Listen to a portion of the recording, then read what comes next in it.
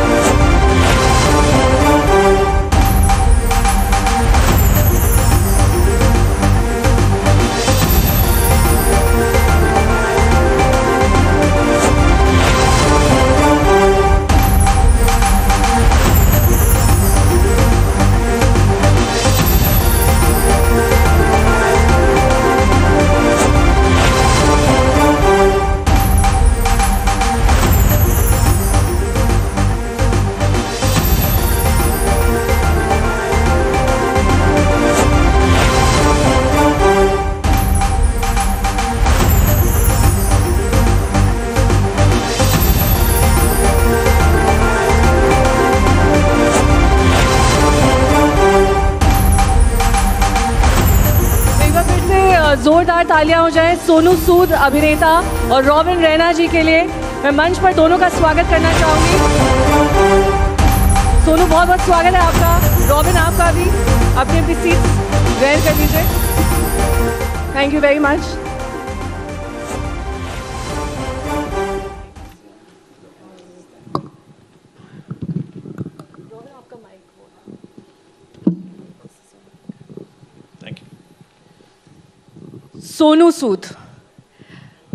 सोनू सूद को मसीहा का दर्जा दिया गया, एक ऐसे शख्स का दर्जा दिया गया जिसकी तस्वीर चस्पा हुई एक हवाई जहाज़ पर। सोनू गौरवान्वित तो महसूस होता ही है, लेकिन इसके साथ ही क्या एक दायित्व का भाव भी आता है कि अब बहुत सारी रिस्पॉन्सिबिलिटी मेरे शोल्डर पर आ गई, कैसे मैं इसका निर्वहन कर पाऊंगा। First of all good evening everyone, thank you so much for having me here. कमाल की फीलिंग आती है, वो दिन याद आता है जब आप अनरिजर्व टिकट से मोगा से मुंबई आए थे अपने ड्रीम्स पूरे करने के लिए, और फिर एक दिन आपकी तस्वीर छप जाती है जैसे आपने कहा, but you feel more responsible. आपको लगता है कि आपके कंधे पर अचानक एक ऐसी रिस्पॉन्सिबिलिटी आ गई है जिससे आपको लगा कि आपकी ज़िंदगी बदल गई है। पहले मुझे याद है कि एक समय था जब बड़े डायरेक्टर्स या प्रोड्यूसर्स के फ़ोन आते थे तो बड़ी एक्साइटमेंट रहती थी कि स्क्रिप्ट आया है, कब सुनूंगा। अभी जब स्क्रिप्ट्स आते हैं उतना एक्साइट नहीं करता, लेकिन आम लोगों के बीच में जब आप जुड़ते हैं और आप उनकी मुश्किलें कोशिश करते हैं सॉल्व करने की, आई थिंक जो वो एक्साइटमेंट है उससे बड़ी खुशी कोई नहीं। वो मैंने पिछले 2 साल में एक्सपीरियंस किया है। देखिए सोनू, बहुत इंटरेस्टिंग है, ट्विटर को लोग अलग अलग फॉर्म्स में यूज़ करते हैं। कोई वहाँ पर अपनी भड़ास निकालता है, कोई अपने राजनीतिक व्यूज़ देता है। आपने ट्विटर को एक बहुत पॉजिटिव तरीके से यूज़ किया और लोगों ने उसका एग्जाम्पल देखा कि कैसे आपके बहुत विटी जवाब भी आते हैं बहुत ही सीरियस इश्यूज़ पर। किसी के बच्चे को इलाज की ज़रूरत होती है, किसी को इंजेक्शन चाहिए होता है, सिर्फ कोरोना तक ही वो सीमित नहीं रहा, उसके बाद भी आप काम करते रहे और हमने कई विटी जवाब भी देखे। उसमें अभी हाल ही में एक भैंस पर आपने जवाब दिया, आपने कहा भैंस दिला देंगे पर उसमें दूध में मिलावट मत कीजिएगा। ये आपकी टीम की सोच थी या आपकी पर्सनल सोच थी कि मैं इसको इस तरीके से टेक फॉरवर्ड करूँगा कि हाँ एक सीरियस कॉज है, मैं उसके साथ जुड़ा हुआ हूँ, लेकिन इसके साथ ही कुछ ऐसे चुटीले अंदाज भी आपके उसमें दिखाई दे जाते हैं? नहीं, मेरी कोई सोशल मीडिया टीम नहीं है, मैं खुद ही लिखता हूँ। जो लोग मुझे जानते हैं वो जानते हैं कि मेरी भाषा वो है और मैं वैसे ही लोगों से बात भी करता हूँ। मुझे लगता है कि सोशल मीडिया हमेशा, जो मैंने भी इतने साल से, मैं भी बहुत समय से सोशल मीडिया पे था, हमेशा हम लोग यूज़ करते थे कि कौन से जूते आपने नए खरीदे या कौन सी जैकेट की या जो आपकी फिल्म्स या आप उसके बारे में बात करते थे। लेकिन शायद हम इस भीड़ भाड़ में भूल गए कि सोशल मीडिया से आप उन लोगों तक पहुंच सकते हैं जो लोग आप तक नहीं पहुंच सकते। सो मेरा वो एक्सपीरियंस है, जब मैं इन लोगों से बातें करता था, जो जवाब देता था, मुझे अपनापन लगता था। मैं आपको छोटा सा एक एग्जांपल देता हूं। बिहार के अंदर फ्लड्स आए थे तो बहुत सारे परिवार थे जिन्होंने अपना रोज़गार खो दिया, कुछ घर नहीं थे उनके। तो जितने, मैंने करीबन 7.5 लाख लोगों से टच में आया था जब माइग्रेंट्स की मूवमेंट थी, तो हर छोटे से छोटे कस्बे में, छोटे छोटे डिस्ट्रिक्ट के अंदर हमारे लोग थे, वॉलंटियर्स से, जिनको मैंने भेजा था। तो सबके नंबर से हमारे पास, सबकी डिटेल से, तो मैं उनको भेजता था कि आप जाइए ज़रा उस गांव में देख कर आइए कि उसको ज़रूरत है, कि एक्चुअल वो जेन्युइन ज़रूरतमंद है कि नहीं है। तो वो लोग वहाँ उस गांव में जाते थे, हमने भैंसें भी लेके दी। आप विश्वास करें, जब भैंस के साथ एक बछड़ा भी वो लेके देता था वॉलंटियर, तो उस परिवार को इतनी खुशी होती थी। और हमें, मुझे लगता है कि एक हिट फिल्म की उतनी खुशी नहीं होती जब आपको लगता था यार उस घर में भैंस पहुंच गई है। सो आई फील कि जो देश की जनता है उसकी जो पावर है, जो उसकी जो खुशी मिलती है जब आप उससे जुड़ते हैं, उससे बड़ी कोई चीज़ नहीं। सो वो एक ज़िंदगी का हिस्सा बन गया है अभी आपका। सोनू सूद को कभी ऐसा लगा कि काश मेरे लिए भी कोई सोनू सूद होता?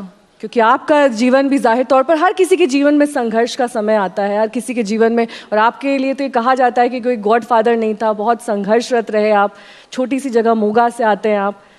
कभी आपको महसूस हुआ काश उस समय में भी ऐसा होता कि मैं ट्विटर पर कुछ लिखता और मेरे लिए भी कोई ऐसे हाजिर हो जाता? अगर शायद हाजिर हो जाता तो ये ज़िंदगी का संघर्ष ने जो सिखाया है वो सीख नहीं पाता। मुझे लगता है मुश्किलें होती हैं ज़िंदगी में, बहुत कुछ सिखा देती हैं, और आज भी सीख ही रहा हूँ। बट हाँ, मेरा सोनू सूद ऊपर वाला है, कहीं ना कहीं बैठा होगा जो बता रहा है, सिखा रहा है कि क्या करना है। गलतियाँ भी होंगी, ठीक भी होगा, लेकिन गलतियाँ कर करके सीख ही जाएंगे। कभी ये ख्वाहिश आती है मन में कि काश मेरे पेरेंट्स भी होते यहाँ, जो मैं काम कर रहा हूँ उसे देखते? वो हर रोज़ मुझे महसूस होता है। मेरे मदर और फादर, मेरे पापा की एक कपड़े की शॉप थी पंजाब के अंदर, बॉम्बे क्लॉथ हाउस नाम के, और मदर मेरे प्रोफेसर थे। जब मैंने अपनी इंजीनियरिंग ख़त्म की और मैं एक्टर बनने के लिए उनसे बात किया तो उन्होंने बोला कि जा अपने ड्रीम्स पूरे कर। लेकिन मुझे ये एक हमेशा लगता था कि मैं उनसे बहुत समय बाहर रहता हूँ, उनके पास समय बिता नहीं पाता। और जब पहली दफ़ा मुझे फिल्म मिली तो मेरी मदर बड़ी खुश हुई और उन्होंने बोला कि बस ज़िंदगी में जो तेरी सक्सेस है, हम रहें ना रहें, लेकिन हम कहीं ना कहीं देखते ज़रूर रहेंगे कि क्या ज़िंदगी में तू अचीव कर रहा है। और आज जब मैं इस मंच पर बैठा हूँ इतने बड़े लोगों के सामने, तो मुझे लगता है कि कहीं मदर हैं, ऊपर फादर हैं जो देख रहे हैं कि ज़िंदगी का जो चाल है वो सही है। सफ़र लंबा है लेकिन नामुमकिन नहीं, पहुँच ही जाएंगे। सोनू, आपके और रॉबिन के बीच में जो कॉमन थ्रेड है वो दरअसल ये है कि आप दोनों लोग निस्वार्थ भाव से लोगों की सेवा में, लोगों के लिए चीज़ों को एकजुट करना, एक मंच तक पहुंचाना, और ऐसे ज़मीन के धरातल से जुड़े रहना जहां पर ये सारे लोग दरअसल एक जीवन को एक संघर्ष के तौर पर जी रहे हैं। बहुत छोटी छोटी चीज़ें होती हैं रॉबिन जिसकी आवश्यकता आज के दौर में पड़ती है, लेकिन वो मूलभूत सुविधाएं भी नहीं हैं। और ऐसे में आप जुड़े हैं उन लोगों से, बहुत सारे अंडर प्रिविलेज चिल्ड्रन जिनको आप शिक्षा प्रदान कर रहे हैं। 6000 से ज़्यादा घरों का निर्माण आपने किया है, वो मैं पढ़ रही थी कहीं। लेकिन इससे भी बड़ी बात यह है कि आपने एक ऐसे समय पर यहाँ पर काम करना शुरू किया जब आप ऑलरेडी सफलता के परचम पर हिंदुस्तान से बाहर थे। वहाँ से यहाँ तक आना, वो सफ़र तय करना और उसके बाद यहाँ पर आकर उन लोगों से जुड़ना, ये एक बहुत लंबी जर्नी रही होगी। जी, मतलब होता क्या है कि जब आप एक अपने को सक्सेस की एक डेफिनेशन खुद बनाता है एक इंसान, तो पहले क्या होता है कि जब आप बड़े हो रहे होते हैं अपनी एज में, तो आपको सक्सेस की डेफिनेशन लगती है कि मैं अपने काम को बढ़ाऊंगा, मिलियंस कमाऊंगा, बिलियंस कमाऊंगा और फिर मेरा सक्सेस आएगा। एक स्टेज ऐसी आती है कि आपको समझ आना शुरू होता है। मेरे लिए वो स्टेज 2003 में आई। 2003 में मैं एक इंडिया आया हुआ था और नोएडा के 5वें फ्लोर एक अपने ऑफिस में था और ब्लैंकली पीछे देख रहा था। और मैंने जब देखा तो मुझे बहुत से स्लम दिखे, तो मैं रोने लगा। तो मैं जब नीचे उतरा तो मुझे किसी ने पूछा, आप रो क्यों रहे हो, आपने तो स्लम देखे हुए, आप तो इंडियन हो अल्टीमेटली। मैंने बोला इसलिए नहीं रो रहा, मैंने स्लम देखे। मैंने इसलिए रो रहा हूँ कि मैं इस बिल्डिंग में 2 साल से आ रहा हूँ मगर मुझे स्लम दिख ही नहीं रहे थे। तो मुझे लगा कि मैं अपनी देखने की शक्ति ही खो चुका हूँ, कि मुझे वही दिखता है जो मैं देखना चाहता हूँ, कि मुझे बस पैसा और बिल्डिंग्स और ऐसी चीज़ें और पावर दिख रही थी। तो मुझे लगा कि मुझे कुछ करना चाहिए और सक्सेस की मेरी जो डेफिनेशन थी कंप्लीटली चेंज हो गई उस दिन। मुझे लगा कि मैं तो सक्सेसफुल हूँ ही नहीं। सक्सेसफुल आदमी वो है जो सिस्टम से लेता नहीं है, जो देता है कुछ। और मुझे लगा कि अगर एक वर्डिंग है जो मुझे हमेशा बड़ी अच्छी लगती है कि कफन की कभी जेब नहीं होती। और मुझे लगा कि मुझे कुछ ऐसा करना चाहिए कि मैं कुछ दे सकूं लोगों को। और तब से एक रॉबिन अन्ना फाउंडेशन का जन्म हुआ 2003 से, और वहाँ से एक जर्नी शुरू हुई। और एक ऐसा ड्रग आपकी बॉडी में आ जाता है कि जब आप एक खुशी देते हैं किसी को तो आपको ऐसे लगता है कि मैंने कुछ पाया है अपने लिए भी। ये ड्रग आपकी बॉडी में भी है जब आपको ये लगता है कि आपने दरअसल जब लोगों के लिए कुछ किया तभी कुछ पाया है। लेकिन अगर आप निस्वार्थ भाव से भी करते हैं, आपकी नीयत पे हमेशा सवाल उठते होंगे सोनू कि पैसा कहाँ से आ रहा है, कैसे करोड़ों खर्च हो रहे हैं, कौन फंड कर रहा है, कोई पॉलिटिकल इंटेंशन तो नहीं है। इन सबसे बुरा तो लगता होगा, कई बार रातों की नींद भी जाती है। आप निस्वार्थ भाव से किए जा रहे हैं, लगे हुए हैं रात के 2 बजे 3 बजे, इसके बाद भी लोग आपकी इंटेंशंस पर सवाल उठाते हैं। मेरे डायरेक्टर हैं डॉक्टर चंद्र प्रकाश द्विवेदी, उन्होंने एक बड़ी बात कही थी जो मैं छोटे में बताना चाहता हूँ। उन्होंने जब बोला कि जब तू काम कर रहा है ना तो तेरे ऊपर बहुत सारी उंगलियां उठने वाली, तो बोले थे कि पाप के 4 हथियार होते हैं। पहला हथियार होता है निंदा, कि जब आप काम करना शुरू करते हैं तो लोग आपकी निंदा करना शुरू करते हैं कि भैया ये क्यों काम कर रहा है, इससे क्या होएगा, एक्टर है, कुछ नहीं होगा, तो आप अपना काम करना बंद कर देते हैं। तो पाप अपने पहले हथियार से जीत जाता है। कुछ लोग उसको पार कर देते हैं तो फिर अपना दूसरा हथियार फेंकता है, जो अपेक्षा। किसकी अपेक्षा क्या है, क्यों काम कर रहा है, क्या इसको पॉलिटिशियन बनना है, क्या इसका कुछ पीछे इसका है, कोई इसको बाहर से कुछ आ रहा है। तो लोग बोलते हैं यार मैं तो अच्छा काम कर रहा था, मुझे क्या ज़रूरत है काम करने की, तो वो अपना काम छोड़ देता है बीच में और पाप अपने दूसरे हथियार से जीत जाता है। और कई बार कुछ लोग उसको भी पार कर देते हैं और पाप अपना तीसरा हथियार फेंकता है, जिसको बोलते हैं हत्या। चाहे वो कैरेक्टर असैसिनेशन हो या आपको वैसे ईसा मसीह को सूली मिली, गांधी जी को गोली मिली, तो इस तरह आप ख़त्म करते हैं और पाप अपने तीसरे हथियार से जीत जाता है जब आप काम करते हैं। और कुछ लोग पार करके उसको चौथे जगह पर पहुंचते हैं और पाप अपना फाइनल हथियार फेंकते हैं, जिसको बोलते हैं कि आप भगवान बन चुके हैं, कि आप जो कर रहे हैं वो सबसे ऊपर है। सो मुझे लगता है कि ये पाप के जो हथियार है, मैं उनसे रोज़ मिलता हूँ। बड़े लोग बोलते हैं कि ये पॉलिटिक्स में आ जाएगा, ये कुछ इसके पता नहीं कहाँ से सब कुछ आ रहा है। तो अभी तो आईटी वाले भी घर पे आ चुके, तो उनको पता ही है कि कहाँ से आ चुका है सब कुछ। तो मैं उनको भी बोलता था, जब 53,000 मेल मिले थे उनको, तब ये सवाल उठे थे कि क्या ये राजनीति से प्रेरित है, क्या सोनू सूद को जानबूझकर टारगेट किया जा रहा है? देखिए मैं ऐसा नहीं कहता, मुझे लगता है कि वो अपना काम कर रहे थे, मैं अपना काम कर रहा हूँ, मैं करता भी रहूँगा, फ़र्क नहीं पड़ता, रुकना नहीं चाहिए। जब सब कुछ हो भी रहा था तो उस समय भी 250-200 लोग खड़े ही थे नीचे, जैसे हर रोज़ खड़े होते हैं। सो आई फील ऐसे लॉ अबाइडिंग सिटीजन, मेरा फ़र्ज़ बनता है कि जो भी मुझसे मांगा जाए मैं उसको दिखाऊँ।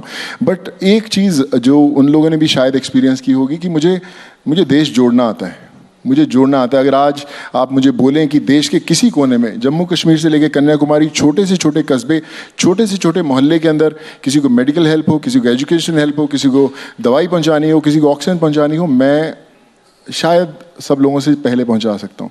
वो इसलिए क्योंकि शायद कहीं ना कहीं देश से जुड़ा हूँ। रॉबिन, आप अब प्रोड्यूसर भी बन गए हैं और आपने एक ऐसी फिल्म में दरअसल इन्वेस्ट किया जिसने ऑस्कर्स तक अपना नाम पहुंचाया। कहीं ना कहीं ये भी दर्शाता है कि आप हर उस एस्पेक्ट में अपना ध्यान फोकस करना चाहते हैं, या फिर आपकी फाउंडेशन करना चाहती है जो उन लोगों के साथ जुड़ सके और उनकी एक बेहतर तस्वीर एक विश्व पटल पर पहुंचा सकें आप। ये कोशिश आपकी सार्थक हुई इस फिल्म के जरिए? जी हाँ, ये फिल्म थी दिल्ली के नाम से, हमने एक फिल्म प्रोड्यूस करी, एक डॉक्यूमेंट्री थी। और वो फिल्म एक दिल्ली के जो हमारे गरीब हैं उनकी लड़ाई के बारे में फिल्म थी। और जब कॉमनवेल्थ गेम हुई तो उस टाइम पे जो गवर्नमेंट थी यहाँ पे, तो उन्होंने दिल्ली को सुंदर बनाने के लिए गरीबों को बवाना में फेंक दिया। तो लगभग 1.5 लाख लोग डिस्प्लेस किए गए यमुना पुष्टा से। तो वो मुझे बहुत बुरा लगा। मुझे लगा कि हम किसको दिखा रहे हैं, ये हमारे देशवासी हैं, हम किसको ऊंचा बनने की, हम क्यों दिखा रहे हैं कि हम बहुत एडवांस्ड हो गए हैं। अगर हमारे देश में गरीबी है तो हम उसको एक्सेप्ट करते हैं, और अगर हमें बुरा लग रहा है तो कुछ करते हैं चेंज करने के लिए। तो उस समय पे मैंने एक फिल्म की स्क्रिप्ट लिखी थी और हमारे जो डायरेक्टर्स थे उन्होंने काफ़ी अच्छा काम किया उसके बाद। और वो फिल्म ने अभी हमने उसको इंटरनेशनल सर्किट पे डाला, 25 इंटरनेशनल अवार्ड दिए और काफ़ी बड़े बड़े अवार्ड मिले। ऑस्कर की लिस्ट के टॉप 10 में पहुंच गई, फिर हार गई उसके बाद। मगर जो फिल्म का मोटिव था, आज वो यूएस के स्कूल्स में चल रही है, जो बहुत से आप हु जो स्कूल्स हैं यूएस के, वहाँ पे वो दिखाई जा रही है स्टूडेंट्स को। तो एक हैप्पी स्टोरी थी वो। ये स्टोरी नहीं थी डिप्रेशन की और गरीबों की डिप्रेशन की, वो एक स्टोरी थी कि गरीबों को कैसे बाहर फेंका गया, मगर उसके बाद भी वो अभी भी खुश हैं, उनकी आइडेंटिटी अभी भी है। और तो वो एक कोशिश थी। मैं बहुत पेट्रियाटिक इंडियन हूँ, मेरे पास यूएस पासपोर्ट होल्डर हूँ वैसे मैं, मगर जो यहाँ पे मेरे दिल में वो इंडिया का ही पासपोर्ट है। तो मुझे लगता है कि एज एन इंडियन मुझे कुछ करना है इंडिया को चेंज करने के लिए। और एक्सेप्ट, कोई अगर मुझे चीज़ ख़राब दिखती है तो मैं उस पर ऐसा नहीं करता हूँ कि एक नॉन रेजिडेंट इंडियन की तरह की क्रिटिसाइज करूँगा। मुझे लगता है कि उसको चेंज करने के लिए मेरा भी कोई रोल होना चाहिए कि इंस्पायर करो, चेंज करो। तो वही एक कोशिश थी इस फिल्म के थ्रू कि इंस्पायर करे लोगों को कि ऐसी चीज़ें नहीं होनी चाहिए। सोनू, आप हाल फिलहाल पंजाब गवर्नमेंट की वैक्सीनेशन ड्राइव के ब्रांड एम्बेसडर बने। मैं खुद उस दिन एंकरिंग कर रही थी और वो प्रेस कॉन्फ्रेंस लाइव शुरू हो गई। फिर एक बार सुगबुगाहट तेज़ हो गई, सोनू सूद किसी पॉलिटिकल पार्टी से जुड़ रहे हैं। सोनू सूद क्या वाकई वैक्सीनेशन ड्राइव में इंटरेस्टेड है या राजनीति में? क्या सोनू सूद आने वाले भविष्य में राजनीति को भी जोड़कर देखते हैं इन सब चीज़ों के साथ? मेरा सीधा सा सवाल इसलिए क्योंकि बार बार ये बातें उठ रही हैं। आज आप विराम लगा ही दीजिए सोनू इस बात। देखिए, दो बातें हैं। या तो सब लोग चाहते हैं कि मैं राजनीति में आऊं, या तो चाहते हैं कि मैं ना आऊं। तो ये मुझे सबसे पहले सोचना पड़ेगा। देखिए, राजनीति बड़े कमाल का फील्ड है। लोग बोलते हैं it's a dirty politics, it's a dirty game, don't get into. मुझे लगता है कि जब तक आप उस दुनिया में आएंगे नहीं, बदलेंगे कैसे, ये मेरी सोच है। लेकिन मैं अभी ऐसी ज़िंदगी की स्टेज में हूँ कि लोगों तक पहुंच रहा हूँ, मदद कर रहा हूँ। सब जो भी मैं चैरिटी फाउंडेशन मैंने बनाया है उससे बहुत कुछ लोगों से जुड़ा हूँ। लेकिन आप जब एकदम नई पिच पे आते हैं, नए स्टेडियम में खेलने आते हैं, आपको पता नहीं कि आप उसके लिए तैयार हैं या नहीं हैं। बहुत अच्छा लगता है, आप लोग बोलते हैं कि जिस लेवल का आप काम कर रहे हो, अगर आप राजनीति में आओगे तो और बड़ा काम कर पाओगे। लेकिन मुझे अभी पता नहीं कि मैं उसके लिए तैयार हूँ या नहीं। लेकिन हाँ, मैं ये नहीं बोलता कि मैं कभी नहीं आऊँगा। जिस दिन आऊँगा उस दिन डंके की चोट पर आऊँगा और मैं बताऊंगा ज़रूर कि हाँ, मैं शायद इस लायक हूँ, मैं आऊँगा। पर अभी आई एम नॉट श्योर। मतलब आप मना भी नहीं कर रहे हैं? बिल्कुल नहीं। अगर किसी पार्टी की तरफ से आपको टिकट ऑफर किया जाता है आगामी चुनाव में, हाइपोथेटिकल क्वेश्चन है, मोगा से ही फॉर एग्जाम्पल, क्योंकि आप वो दरअसल क्रिकेट के खिलाड़ी हैं, वो IPL प्लेयर हैं जिसको मालूम है कि ये शॉट है कि ये जीत दिला ही देगा। सबसे ऑफर हो चुका है, कोई बात नहीं, पिछले कई सालों से ऑफर हो रहा है, तो दैट्स नॉट इम्पॉर्टेंट। देखिए, टिकट तो बहुत एक चीज़ है जो रिस्पॉन्सिबिलिटी लोग समझते हैं आपको देने के लिए। लेकिन मैं हमेशा एक चीज़ मानता हूँ, मैंने राज्यसभा भी छोड़ चुका हूँ, मुझे वो भी ऑफर हुई थी, तो मैं बड़ी सुकून सी ज़िंदगी जी सकता था। बट लाइक आई सेड, मुझे पता नहीं था कि मैं उसके लिए तैयार हूँ या नहीं। टिकट मिलना इंपॉर्टेंट नहीं है, टिकट देना इंपॉर्टेंट नहीं है, जीतना इंपॉर्टेंट नहीं है। लेकिन ये बड़ा इंपॉर्टेंट है कि जो आपके ऊपर जिम्मेदारी दी जाती है वो सब लोग करते नहीं करते। मैं हमेशा बोलता हूँ, नेता कमाल का वो जिसे ज़बरदस्ती कुर्सी पे बिठाया जाए। अगर आप कुर्सी के पीछे भागेंगे तो फिर आप देश के लिए कुछ नहीं करेंगे। अगर आपको ज़बरदस्ती लोग पकड़ के कुर्सी पे बिठा दें कि बॉस तू बैठ, तू इस लायक है और तू बदल सकता है देश को, तो आई थिंक वो बंदा होना चाहिए। वो किसी भी गाँव में हो सकता है, पंजाब में हो, बिहार में हो या महाराष्ट्र में हो। ओमिक्रॉन एक नया खतरा जो हम सबके बीच इन दिनों चर्चा में भी है। सोनू सूद इस ओमिक्रॉन से कैसे निपटेंगे? क्योंकि जाहिर तौर पर जो पिछली गलतियां थी उससे आपने सेकेंड वेव में सबक लिया होगा और उसको इम्प्रूव किया होगा, अपने तरीकों को, अपने लोगों से जुड़ने के बदलाव किए होंगे। लेकिन इस बार ओमिक्रॉन के लिए सोनू सूद की क्या तैयारी है? मैं हमेशा खड़ा हूँ। मेरा फ़ोन 24 घंटे बजता है, रात को भी बजता है और तभी भी जवाब देते हैं। अभी हम पिछले 2 साल में तो ऐसा नेटवर्क क्रिएट कर ही पाए हैं, जैसे मैंने बोला कि देश भर के कोने कोने में हमारे लोग हैं, हमारा सिस्टम है। अगर किसी को कोई भी चीज़ की ज़रूरत होती है हम पहुंच सकते हैं। मैं ये नहीं कहता कि हम लोग बहुत इक्विप्ड हैं, हमें पता है कि कैसे डील किया जाता है।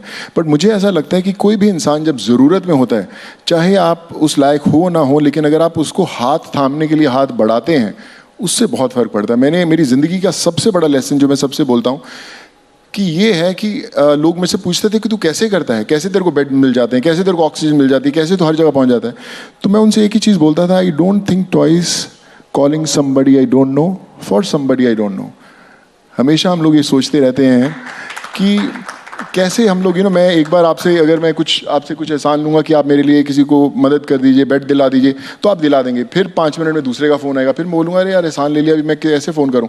तो आप नहीं फ़ोन करते, आप 10 बार फ़ोन कीजिए। आप बोलिए कि सर मैं जिसकी मदद करना चाहता हूँ मैं जानता हूँ, लेकिन प्लीज़ आप इसकी हेल्प कीजिए, और विश्वास कीजिए वो हेल्प होगी और उसे वो चीज़ ज़रूर मिलेगी। रॉबिन, क्योंकि आप बहुत सारे ऐसे कॉज से जुड़े हुए हैं और मेरा सीधा सा सवाल आपसे ये है कि हम लोग ग्राउंड पर भी जाते हैं, हम लोग चुनाव के दौरान अमेठी हो, यूपी के अलग अलग दूर दराज के इलाके जहाँ पर मूलभूत सुविधाओं की कमी होती है, किसी के घर में बल्ब नहीं होता है, कहीं पर शौचालय नहीं होता है, और अगर सरकार बनवा भी दे तो कई बार अवेयरनेस यानी कि जागरूकता की कमी होती है।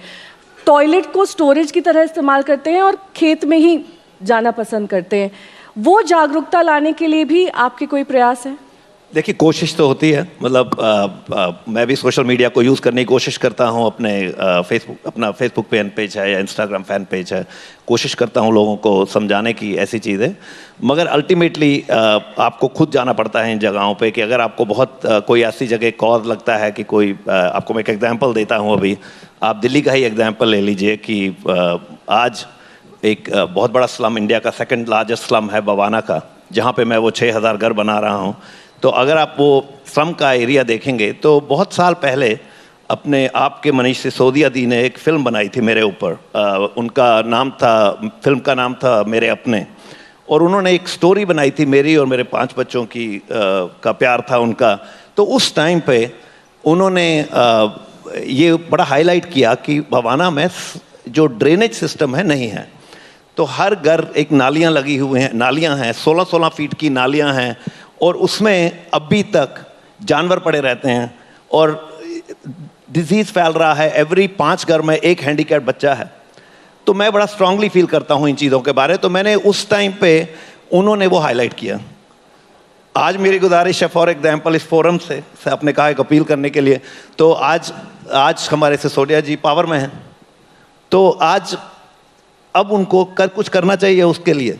बवाना एक एरिया है जहाँ पे इस डे एंड एज में अगर कहीं पे हमें एक स्लम डवेलर के एक एरिया में अगर आप उनको एक ड्रेनेज सिस्टम नहीं दे पा रहे, तो हमने क्या तरक्की करी है इंडिया में। सो हैविंग सेड दैट, मैं अपनी तरफ से हर फोरम यूज़ करता हूँ। अब मेरे को कोई किसी भी, चाहे वो इंटरनेशनल फोरम हो या कहीं भी हो, तो मुझे तो एक बेसिक आदत है कि मैं चैरिटी का कोई कॉज पकड़ता हूँ जो मेरे को लगता है कि कोई लोगों के सामने लाना चाहिए। तो काफ़ी चीज़ें होती हैं जो आप नहीं कर पाते। अब जैसे आप ड्रेनेज सिस्टम का एग्जांपल लीजिए कि अगर मैं उसको चेंज करना चाहूँ, जो मैं खुद करने को तैयार हूँ, मगर स्टेट ने मुझे बोला कि आप, ये स्टेट सब्जेक्ट है, आप इसको चेंज नहीं कर पाएंगे, हम करेंगे। तो मैंने कहा फिर करिए, मगर वो नहीं हुआ है। और मैं ये 15 साल से एक फाइट देख रहा हूँ कि एक ड्रेनेज सिस्टम नहीं मिल पा रहा है दिल्ली में, जो हमारा कैपिटल है, उसके साइड में एक बवाना में। सो हैविंग सेड दैट, कोशिश होती है हाईलाइट करने की इश्यूज़ को, और कई बार एग्जाम्पल क्रिएट करता हूँ। आपको एक एग्जाम्पल देता हूँ, मैं एक कश्मीरी हिंदू हूँ, तो बड़ा स्ट्रांगली फील करता हूँ about terrorism, against terrorism and so on. मगर मैं पाकिस्तान गया और मैंने पाकिस्तान में एक कैंसर वार्ड बनाया। इमरान खान साहब के अस्पताल में, शौकत खाना में मेरा एक वार्ड है 224, जिसमें कि हम बच्चों की कैंसर ट्रीटमेंट करते हैं। तो मैं एक एग्जाम्पल क्रिएट करके एक इंस्पिरेशन बनना चाहता था, बताना चाहता था लोगों को कि मैं जबकि एक कश्मीरी हिंदू हूँ, मेरे भी पेरेंट्स का घर ले गए हैं और ज़मीन चली गई है, मगर उसका जो बच्चा जो कैंसर से डील कर रहा है, वो किसी भी देश का हो, कहीं का भी हो, उसकी पेन सेम होती है। तो मुझे लगा कि मुझे एक एग्जाम्पल बन के कुछ एक उस एरिया में भी काम करना चाहिए। तो कोशिश करते हैं और कई बार सक्सेसफुल होती है कोशिश, कई बार लोग हाईलाइट कर लेते हैं, कई बार नहीं, लोगों को फिर भी नहीं। जैसे मेरा ड्रेनेज वाला फाइट है, अभी तक मैं सक्सेसफुल नहीं हुआ हूँ।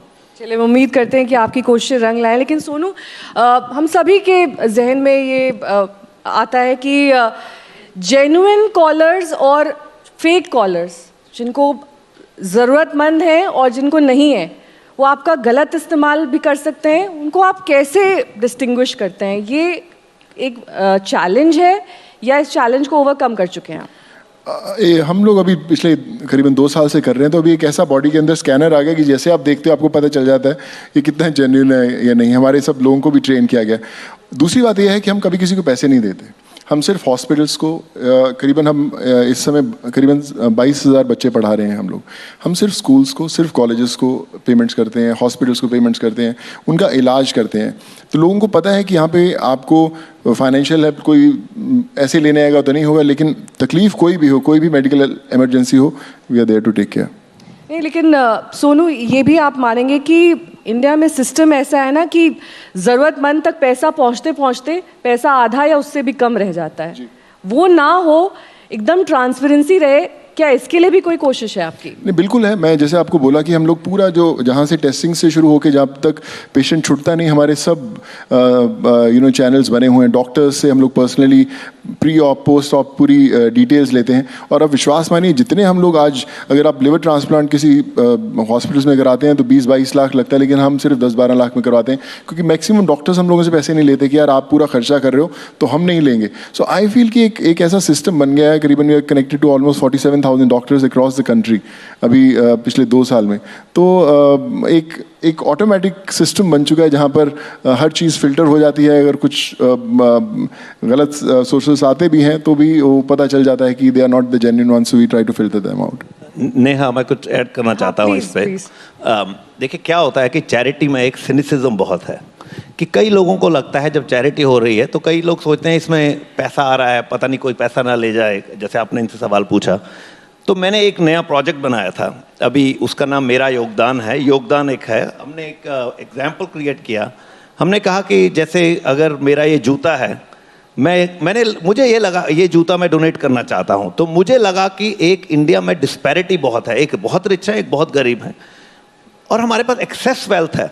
अगर हम वो एक्सेस वेल्थ काइंड में देना शुरू करें और हमें ये कोई तरीका मिल जाए कि वो पहुंच गया उस जगह पे, पता चल जाए, तो लोग और ज़्यादा डोनेट करेंगे। तो हमने एक प्रोजेक्ट बनाया मेरा योगदान के नाम से। इंडिया में एक बहुत बड़ी चैरिटी है सेवा भारती। सेवा भारती और रॉबिन नैना फाउंडेशन ने मिल के एक मॉल बनाया अशोक विहार में। एक रियल एग्जाम्पल है। उस मॉल में गरीब आते हैं, वो एक आधार कार्ड दिखाते हैं और बोलते हैं मुझे एक 9 नंबर का जूता चाहिए।